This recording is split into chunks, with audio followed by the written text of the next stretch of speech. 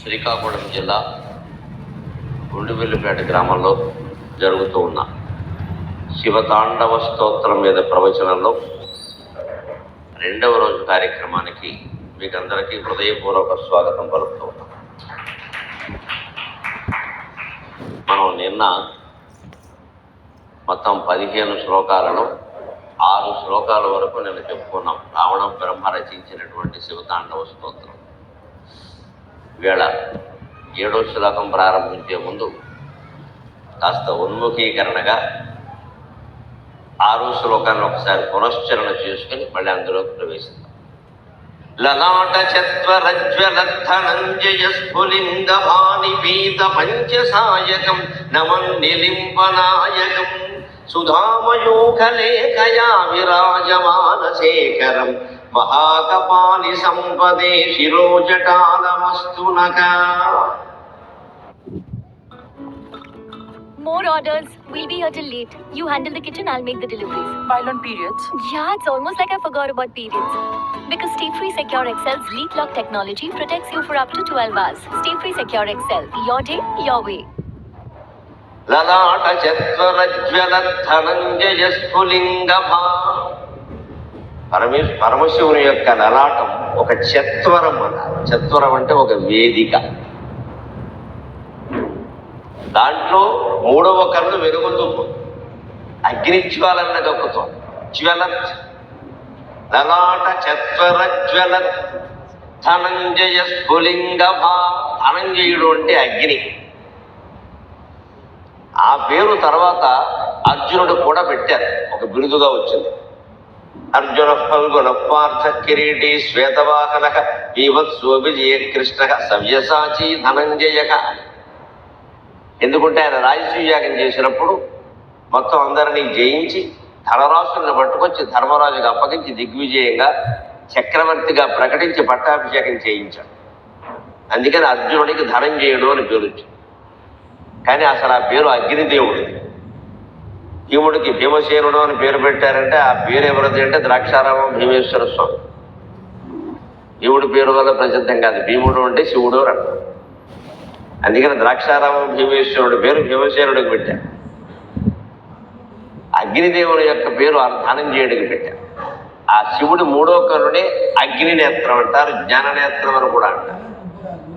అది ఆయనకే కాదు, మనకి ఉంది, అందరికీ ఉంది, ప్రతి జీవికి ఉంది. బ్రహ్మదేవుడు మొదలు సాలెపురుగు వరకు అన్నిటికీ ఉంది. ఎటొచ్చి శివుడికి తెరుచుకుంది, మనకి మూసుకుంది, అంతే తేడా. మనకి మూసుకుంది కాబట్టి మన పనులన్నీ మూసుకున్నట్టే ఉంటాయి. జ్ఞానం మూసుకుపోతే ఏమవుతుంది? అజ్ఞానంలో ఉంటాం. అన్ని పనులు అజ్ఞానంతోనే ఉంటాయి. ఏది శాశ్వతమో దాన్ని వదిలేస్తాం, ఏది అశాశ్వతమో దాన్ని పట్టుకుంటాం. ఇందులో ఏదో ఉంటుంది అనుకుంటాం, చివరికి ఏమీ లేదని అర్థమవుతుంది. అప్పుడు మళ్ళీ దాని వెనక కనపడతాం. ఎవరికైతే జ్ఞాననేత్రం తెరుచుకుంటుందో వారు ముందు నుంచి ఆ పరబ్రహ్మ పదార్థాన్ని గురించే చింతిస్తారు. అదే శివుడి జ్ఞాననేత్రం. అందుకే రుద్రాక్ష అంటారు. రుద్ర అక్ష అంటే శివుడు కన్ను అని అర్థం. ఒక కాయని రుద్రాక్ష అని ఎందుకంటారంటే ఆ కాయ శివుడి కన్ను ఆకారంలో ఉంటుంది కాబట్టి అలా. ఈ 3వ కన్ను ఈ 2 కళ్ళు ఉన్నట్టుగా అడ్డంగా ఉండదు, నిలువుగా ఉంటుంది. మనకి అడ్డకళ్ళతో చూడబట్టి ఈ ప్రపంచం అంతా అడ్డగోలుగా కనపడుతుంది. శివుడు నిలువు కంటితో చూస్తాడు ఈ ప్రపంచాన్ని. అందుకని ఆయనకు ఒక్కడికే ఈ ప్రపంచం మిథ్య, బ్రహ్మ సత్యం అనే విషయం అర్థమవుతుంది. తానే ఆ బ్రహ్మ అని కూడా అర్థమవుతుంది. భగవంతుడు తానే ఆయనకి అర్థమైంది కాబట్టి ఆయన భగవంతుడు. మనకు అర్థం కాలేదు కాబట్టి మన జీవుడు అంతకంటే. నీకు అర్థమైతే నువ్వు దేవుడే, జీవుడు అవ్వాల్సిన పని. జీవుడికి దేవుడికి తేడా ఏమిటంటే తెరవడం, తెలియకపోవడం, ఎంతకంటే. అది తెలుసుకుంటే మనము అంతే. మనం ఏదో ఈ శరీరం అని, ఈ మనస్సు అని, ఈ బుద్ధి అని, దానికి మళ్ళీ కులం, మతం, ప్రాంతం, ఇంకా స్త్రీ పురుష భేదాలు 100 రకాలు అంటకట్టాం. ఈ అంటకట్టినవన్నీ సంకుచితమే. ఇలా ముడుచుకుపోతున్న కొద్దీ మనకి ఎప్పటికీ జ్ఞాననేత్రం తెరుచుకోదు. అందుకే మన హిందూ సంప్రదాయంలో గొప్ప సంప్రదాయం ఏంటంటే స్నానం చేసిన తర్వాత ఆడ మగ పెద్ద చిన్న ఏ భేదము లేకుండా అందరూ బొట్టెట్టుకోవాలి.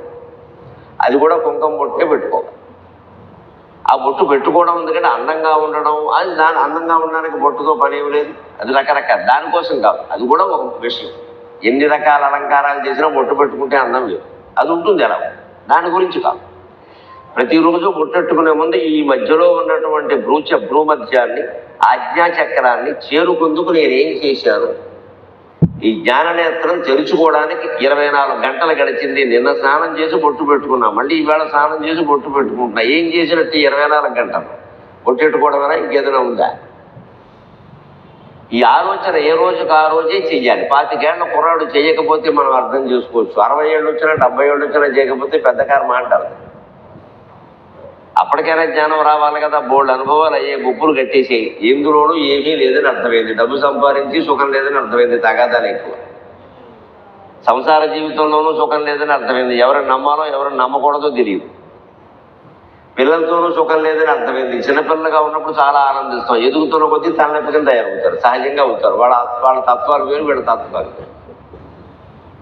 జనరేషన్ గ్యాప్ అంటారు ఇంగ్లీష్లో. ఏదైనా ఒకటే తరాల మధ్య అంటారు. వాళ్ళు ఏదో ఆలోచన, వీళ్ళు ఏదో ఆలోచన. అక్కడి నుంచి వినట్లేదండి. ఇక పదవులు, పీఠాలు ఇవన్నీ ఏమీ చెప్పక్కల. ఏది శాశ్వతం కాదు. అవి ఎప్పటికప్పుడు మనకు అనుభవం అయిపోతుంది. ఈ అనుభవంతోటైనా మనిషి 60 ఏళ్ల నాటికి దీని నుంచి బయటపడడానికి షష్ఠిపూర్తి ఉత్సవం. ఊరికి ఏదో పండగ చేసుకుని 10 మందిని పిలిచి మళ్ళీ దానికి 1 కోటి రూపాయలు ఖర్చు పెట్టడానికి కాదు. ఇక్కడ అసలు హిందూ సంప్రదాయంలో ఈ ఖర్చు అనేది పనికి మాలిన పని. ఎంతో ఖర్చు తక్కువ ఉంటే అంత మంచిది. మనం ఆర్భాటాలు బాగా చేస్తున్నాం. ఇక్కడ కళ్యాణ మండపాలు ఖాయం చేసేసి ప్రతిదానికి పెద్ద ఆడావిడి చేస్తాం.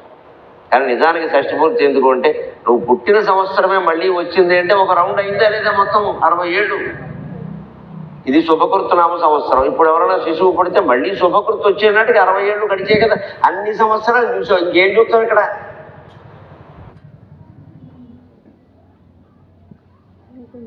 పీడియాష్యూర్ ఇది మాత్రమే ఎందుకు? ఇతర న్యూట్రిషన్ డ్రింక్ ఎందుకు వద్దు? పీడియాష్యూర్ లో ఉంది న్యూట్రిపుల్ సిస్టమ్.